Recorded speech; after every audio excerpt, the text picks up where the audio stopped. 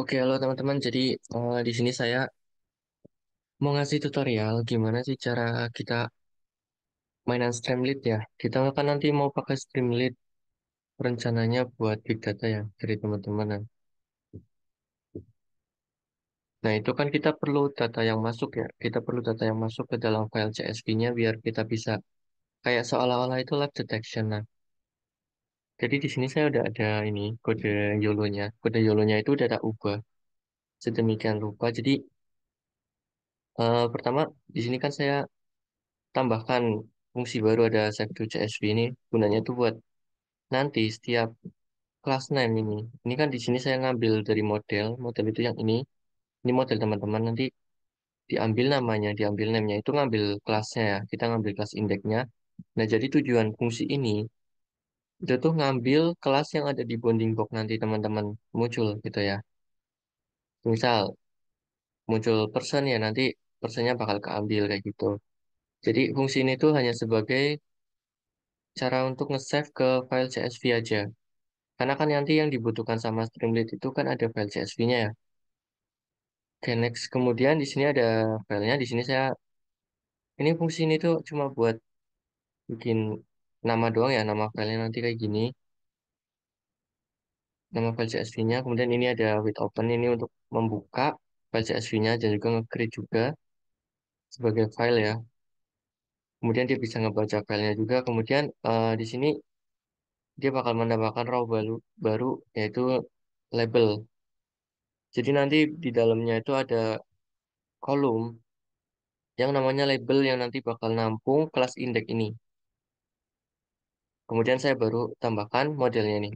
Ada modelnya, model yang teman-teman pakai. Kemudian baru ini saya jalankan, ini return-nya, ibaratnya power frame in model predict. Nah ini kan ini punya YOLO-nya ya, ini kita ngambil source-nya 0, karena kita bakal ngambil dari webcam. Kemudian show true, ini confidence-nya ada 0,5 dan stream-nya true. Ini stream-nya harus di true ya teman-teman, kalau kita mau ngambil class name-nya. Kemudian ini ada save to CSV, ini cuma buat nge-save aja yang dari frame dan CSV filenya. Kita kita langsung coba aja ya. Langsung coba aja buat jalanin. Oh ya nanti teman-teman silakan bisa install sendiri ya. Ultralytic harusnya udah diinstal ya. Oke, ini kita running dulu pakai Python main py. Oke, nah di sini kan lihat nih dia langsung ngebikin file ya, detect object. Kita tunggu frame-nya muncul. Nah ini frame-nya udah muncul. Ini masih belum ada yang kedeteksi. Oke, ini nge-lag banget.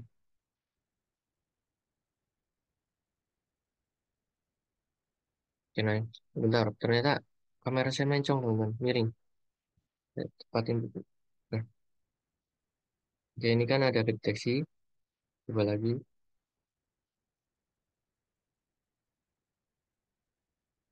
Nah, ini ada kelas lain.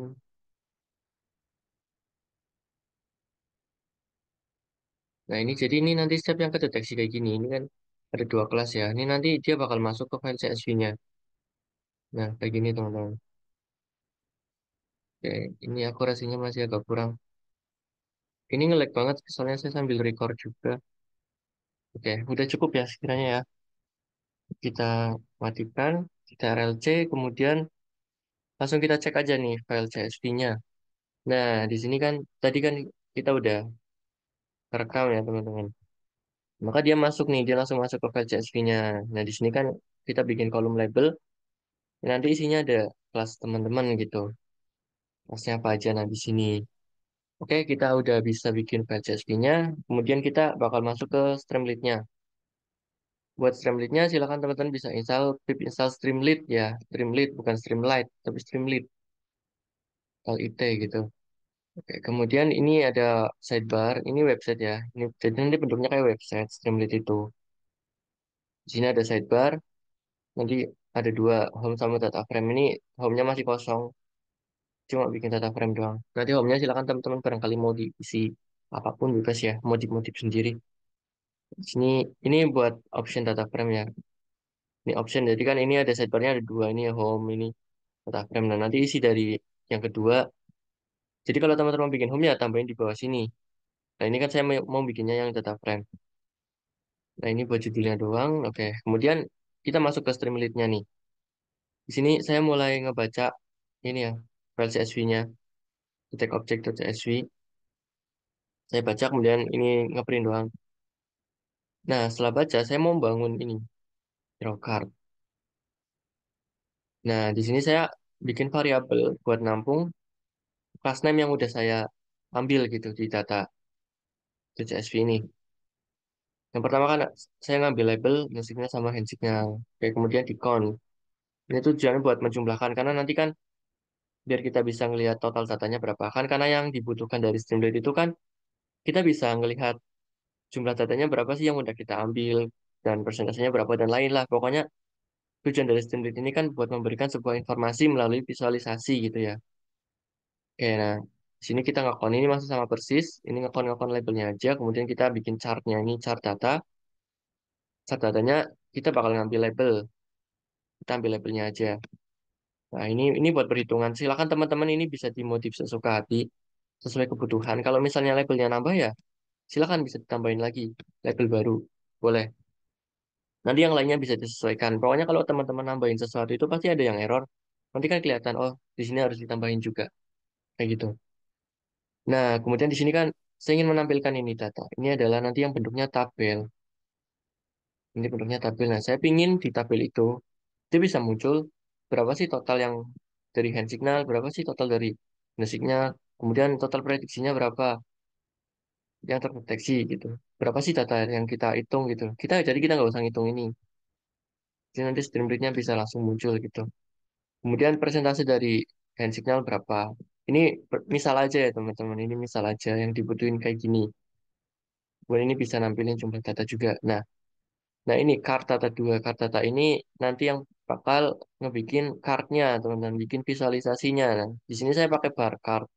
Silakan teman-teman barangkali mau ubah-ubah ya nggak masalah pakai card-card yang lain. Dan ini nampilin tabel udah. Udah cuma kayak gitu aja.